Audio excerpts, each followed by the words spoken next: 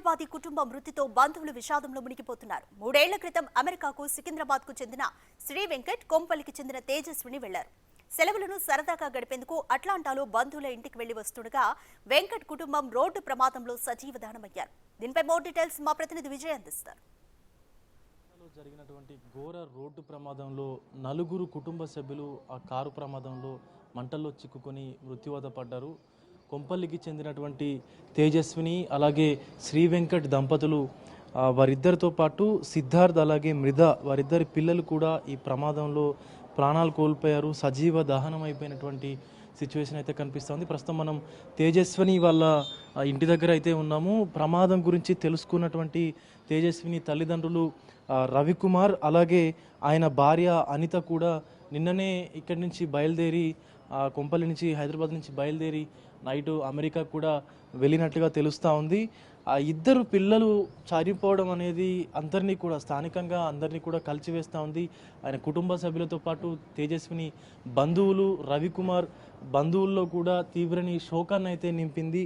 3 ఏళ్ల క్రితం ఎన్నో ఆశలతోని ఎంతో సాధించాలన్నటువంటి తపనతోని రవికుమార్ అలాగే శ్రీ వెంకట్ అలాగే తేజస్విని కూడా ఇక్కడి నుంచి హైదరాబాద్ నుంచి 3 ఏళ్ల క్రితం అయితే అమెరికాకు వెళ్ళారు. అక్కడే స్థిరపడి డల్లాస్లో ఇల్లు కొనుక్కొని కూడా అక్కడే నివాసం ఉంటున్నారు. అయితే ఇటీవల శ్రీ వెంకట్ అలాగే తన అట్లాంటాలో ఉన్నటువంటి తన అక్క ఇంటికి కూడా బయలుదేరి వెళ్ళారు. పిల్లలకి సమ్మర్ హాలిడేస్ ఉండడంతో పిల్లల్ని సరదాగా తన అక్క పిల్లలతో ఆడుకుంటారు, తన అక్కతో కూడా కలిసి ఎంజాయ్ చేయాలంటూ కూడా ఆయన కొంత సమయాన్ని గడపాలంటూ కూడా తన అక్క ఇంటికి అయితే వెళ్ళారు. అక్కడి నుంచి తిరుగు ప్రయాణం అవుతుండగా ఇక్కడ అట్లాంటాలోని తిరుగు ప్రయాణం అవుతుండగా కూడా అట్లాంటాలో ఈ ప్రమాదం జరిగినట్టుగా కూడా తెలుస్తూ ఉంది. ఆయన పిల్లలతో సహా వెళ్ళి వారం రోజుల పాటు అక్కడే ఆనందంగా గడిపి తిరిగి వస్తుండగా ఆదివారం అర్ధరాత్రి గ్రీన్ కౌంటీ ఏరియాలో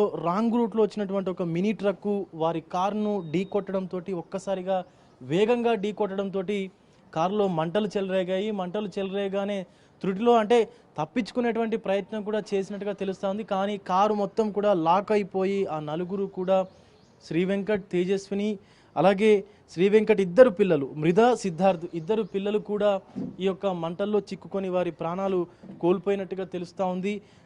ఘటన చూసుకోవచ్చు మనం.